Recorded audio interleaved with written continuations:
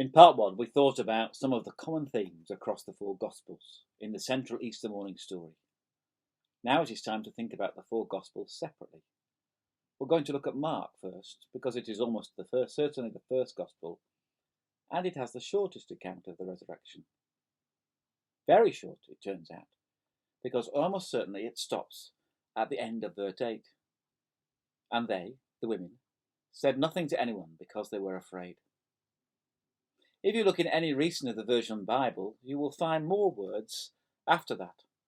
But they're not the same in all the manuscripts, and they're written in a very different style. They would seem to be attempts by someone to round off the story. So is the original ending lost? Or did the author intend to finish it like this? We're going to park that question while we look at three details of Mark's account: the identity of the women, the mysterious young man, and the response of the latter to the former. If you enjoyed watching Jesus Christ Superstar on Easter weekend, you will recall that in the musical, Mary Magdalene is the main character, appearing in almost the first scene. However, the first time that she is named, along with another Mary and Salome, in Mark's Gospel was just a few verses beforehand, as these three women watched the crucifixion from afar.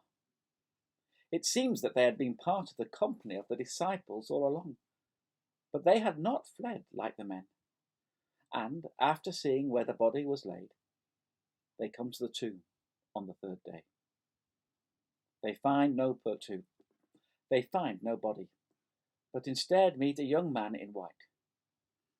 Now, a young man had had a bit part in Gethsemane, where he had fled the scene naked, leaving a linen, probably white, garment behind.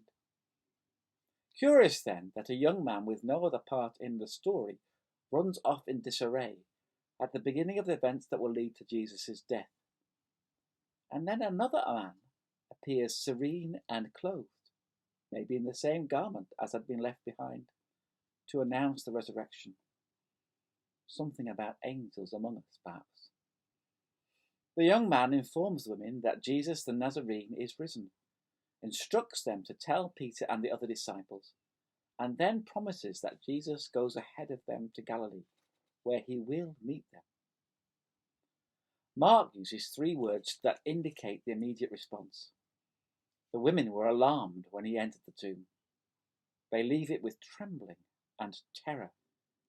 Ecstasy, if we read the word literally.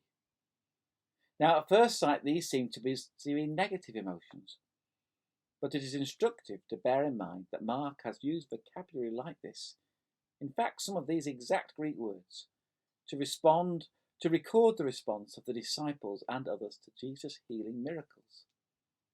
They are natural responses to witnessing the power of God. Clearly the women knew that more was going on here. In the early parts of Mark's Gospel, when individuals experience God's power at work in Jesus, they are often told by him to keep quiet about it. But being human, they fail, and instead tell anyone they can.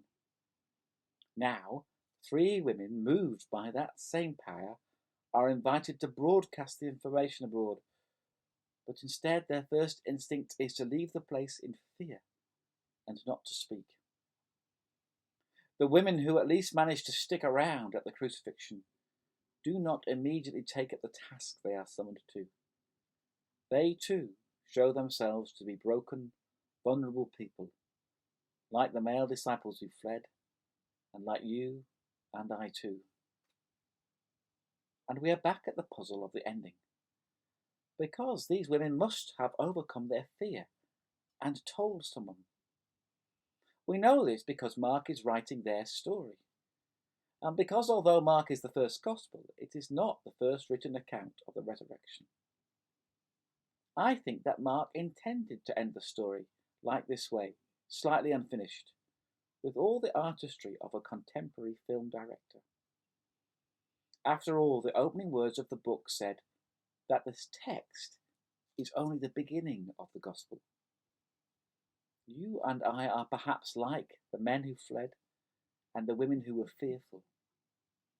The young man conveyed the promise to them, that the risen Jesus would go ahead of them to Galilee, broken as they were, and would meet them back in the familiar, in the ordinary, and enable them, amidst whatever they feared and whatever they might run from, to embrace God's gift of new life.